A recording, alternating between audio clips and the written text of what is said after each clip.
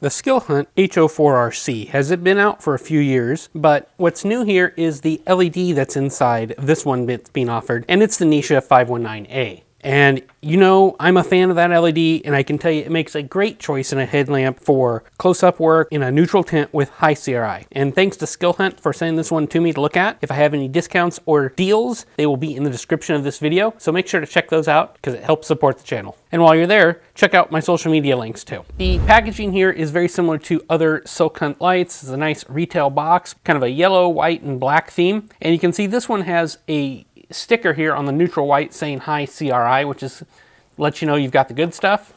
It also has a sticker on the side letting you know that. On the back you've got your details, all pretty normal stuff. You get some accessories. Mine came with this pouch here, and I believe this was for this H04. Here is the head strap, and I'll talk more about this in a minute. It does come unassembled, and Skilhunt does have a very helpful video on their YouTube channel telling you how to assemble it. I'd highly recommend you use that. But you've got the normal stuff too. You've got a manual, you've got the 3500 milliamp hour button top protected battery, you've got some O-rings, a lanyard, and I'll put in pictures of all that stuff here. I want to talk about the UI of the H04 RC here.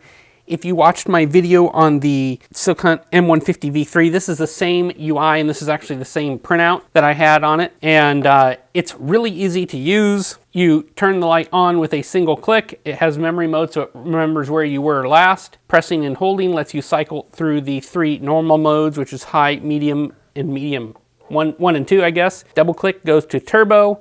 You've got two turbos when you press and hold to cycle between them. 3 clicks get you into strobe.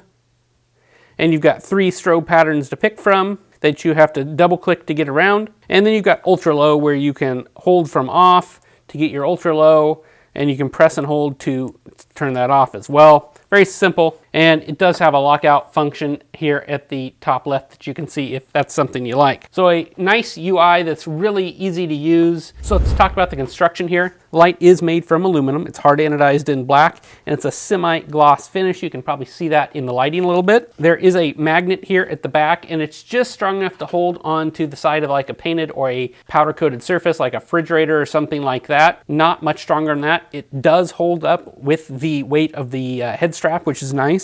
The tail itself here is smooth on the bottom and pretty smooth on the sides, just a little bit of milling on there. There is your attachment point for the lanyard and the tail. And the tail piece here does come off, but the body piece and head are glued together. The body piece has very shallow milling in it. It provides a little bit of grip. It's not a ton of grip. It's not too aggressive. It's decent. Your clip attachment point here is on the head side only. It does not attach at the base side, and the result of that is not a very deep carry pocket clip. We'll talk about that more in a second. You've got the head here, very similar to a lot of other right angle lights, and it's got a screw in bezel here with the TIR reflector that does have a texture on it to further diffuse the light. All your writing is on this little corner here, which is nice, keeps it the light pretty clean. Got a little heat dissipation back there that's reasonably deep. Your main switch, and then your recharging point here at the top. So you've got 3 main retention options here with the H04 RC. The lanyard, which I'm not a big fan, you realize if you've watched the channel before, a pocket clip here, and then you've got the headband.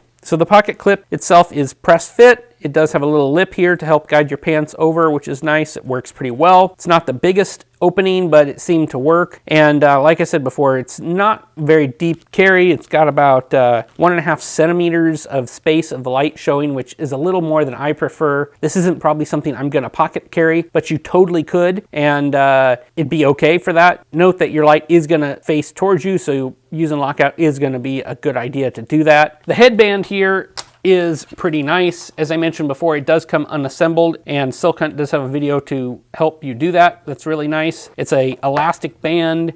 On the outside, you've got the Skilhunt logo and a little bit of reflective, and it's kind of like in the silver finish. On the backside, you've got the silicone mount to kind of help keep everything in place and nicely adjustable. There is no additional padding on the back of this bracket, which you sometimes see, so that might be a little bit nicer if that had that, but I didn't have a problem with the comfort here. The thing that I really like is that the mount has the ability to put the light in either direction with the pocket clip attached. so you don't have to undo the pocket clip. So that makes this really versatile to use and snap in when you need it, take it out, and go to an EDC. Not enough brands do this with their headlamp mounts. It makes it really nice. Size and weight, I measured the length of the light at 101.5 millimeters, diameter of the body at 21.2 millimeters, largest diameter of the head at 24 millimeters. And weight of the headlamp with the clip and battery, but without the head strap, came in at 3.69 ounces.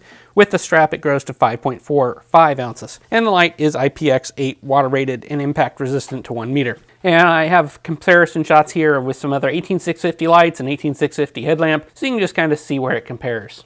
The Skilhunt H04 RC is running a Nichia 519a LED, and it's best known for its pleasing tint and high CRI. On my Opal meter, mine here measured at 4200 Kelvin with a 97.5 RA or CRI with no DUV shift. This is pretty much perfect in my opinion and preference. I'd also call the driver constant current because it doesn't really show any PWM on multiple modes that I tested. The headlamp portion here is using a TIR optic, as you can see down in there, and it does have a textured front bezel, so it diffuses the light even more. And you can see that in the beam. It really doesn't have a single pronounced hotspot. It is pretty much just a big area of light, although not quite a flood. It does have some spill, but it's pretty minimal, and we'll see that in the night shots. Overall, I found the beam really a nice size to use on fairly close-up work. I was doing some automotive work, and I maybe found it just a little bit too spotty. I wish it was maybe just a tad more floody, but it seemed to work well. So for outputs here, what I would like to say is my measurements are taken with my homemade Texas Ace lumen tube, and I believe them to be fairly accurate, especially under 1,000 lumens here. But what you'll see is that the outputs are significantly less than what Skilhunt claims. And I think the reason behind this is they are not updating their runtime charts and their output charts for the different LEDs that they put in the light. For Turbo 1, they had over 1,000 lumens, and I only measured 620. That's not a measuring mistake. That's just a different LED. Overall, pretty decent here with the outputs, but some of the modes are pretty close together with the mode spacing. Here are my night shots for the Skilhunt H04 RC headlamp. I am wearing it on my head, and this one's got the Nichia 519a LED. And you can see it has wonderful tint here, very realistic. And I've got the camera white balance and exposure set locked, so you can see here. And I'm just going to show you a few modes. This is not the brightest headlamp, but it's really, you don't need much more light. If you're working in front of you, I can hold my hand out here. This is about perfect for working. This is sub 100 lumens, and I'll put the numbers out so you can kind of see what they are, what I tested. But this is the lowest of the normal modes. We'll bump up, I believe they call this medium 2. I believe it's 84 lumens if I remember correctly. And then here is high, about 205 lumens. And bumping out here, you can see it does throw. It's not bad. There's not really a defined hotspot. It's pretty floody, and there's a little bit of spill. Here is Turbo 2, so the lower of the two outputs, I believe it's about 300 lumens. You can see it throws reasonably far, but not too far. This is a headlamp, not a thrower. And then here is Turbo 1. This is a full 605 lumens from what I tested. Again, plenty good for a headlamp and working around you. And the quality of light here is really the big selling point for me. There is a strobe mode, a flasher, I believe this is SOS, and then just a beacon mode as well. I'll let the graphs do most of the talking here, but in general, the outputs here are less than Skilhunt claims. I think this is due to them not updating the runtime charts due to this new LED. Results of Turbo can last 3 minutes, but you're starting at 620 lumens, not 1,000. And peak heat here was 43 centigrade, so very reasonable temperatures. Turbo 1 and Turbo 2 runtimes were 3 hours and 30 minutes, and high was out to 5 hours 22 minutes, with medium all the way out to 14 hours and 30 minutes. So runtime here is pretty good. So on recharging here, the light is using the proprietary Skilhunt magnetic recharging system here.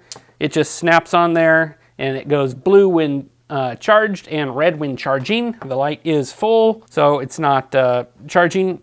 No real complaints with this system other than it is proprietary.